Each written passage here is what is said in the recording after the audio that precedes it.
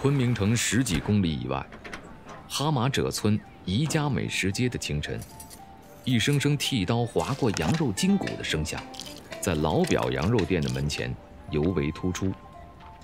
店里的宗师级人物并没有出现，学徒们却不敢肆意划水，因为这是在宗师老李的不断训练下培养出来的羊肉锅标准制作程序，这程序纯属原创。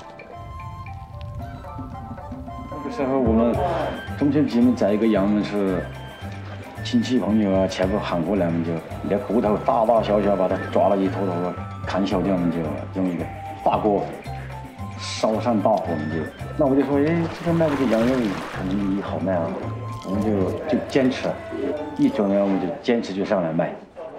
他家的羊肉呢，就是有的一提，他料特别正宗。这一条街它很多，就像刚才我过来，他家没有位子了，我去旁边溜了一圈，不想吃，还是回来排一会儿吧，还上他家来。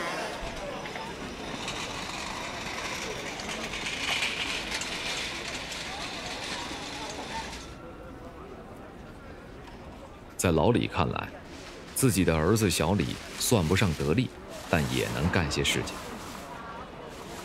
每天的固定动作就是看店和蔬菜的采买。对于需要技术流的关键环节，小李还欠太多火候。他目前还晓不到，因为几乎是这么多年拉羊都是我去。我们去那个四川去玩了，他叫他去挑羊。挑了1天羊了，卖了1天下来，亏了1700。他被那个卖羊那个老板哄了他了。他说：“哎呀，小伙子，这个羊太好了，又大又壮。”他就听进去了。那个羊活的时候120-130公斤，拉了回来杀了出来都有80多公斤啊。他打电话给我，他说太壮了，卖不了，来吃的人也不要。羊们就是一定要挑那个黑山羊，就是我们农村说的这个节羊了，大节羊都要在40公斤以上，小的也不行，老的羊也不好。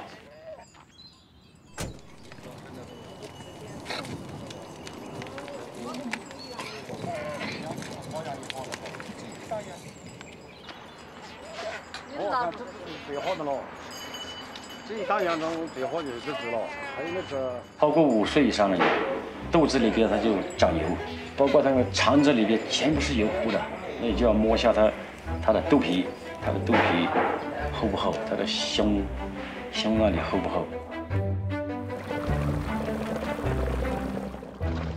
老李的羊肉锅精髓在羊肉，上好的节羊剔骨去肉，羊骨熬汤，几斤重的整块羊肉进锅炖煮，老汤老料的侵入与浸透，让肥厚的羊肉由新鲜到味美。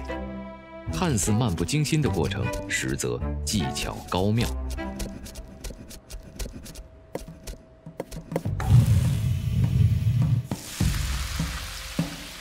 羊油、辣椒煸炒出香，倒入羊肉，待肉上色，加入盐、老汤，酌量提味。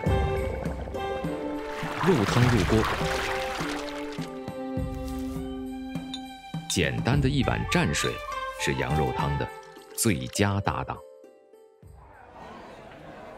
周末的老表羊肉店会翻台3到4次，大大小小20多人在店里忙活。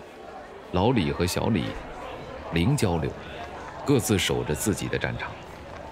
老李觉得这2层楼的店面已经够他们父子折腾了，可小李总有些新的想法。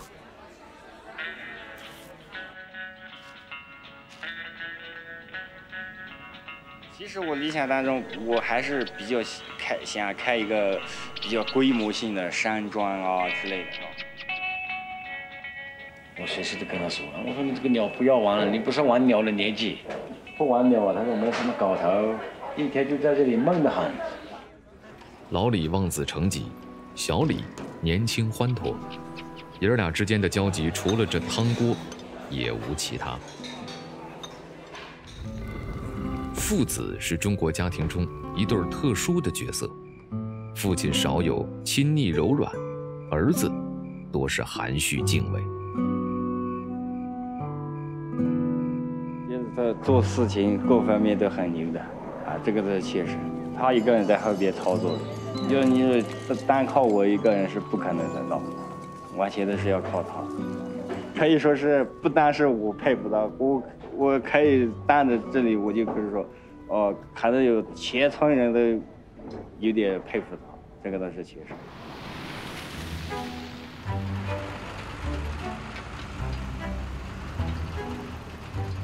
生意周而复始，汤锅冷了又沸。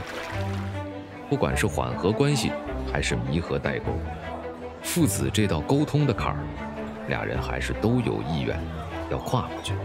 所以，生意再忙，气氛再尬，时不时的推杯换盏，酒肉相伴，还是要的。不但如此，矫情的要求一下环境，父子俩倒是颇有默契。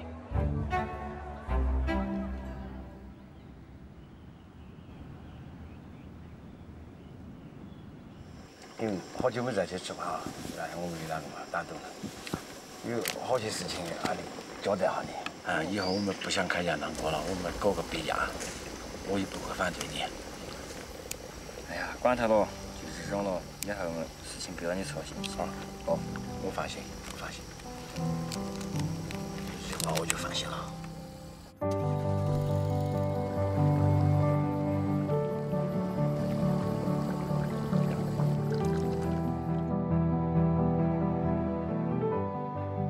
父子的心结终会解开，也许原没有什么心结，你我心知肚明，感情历久弥新。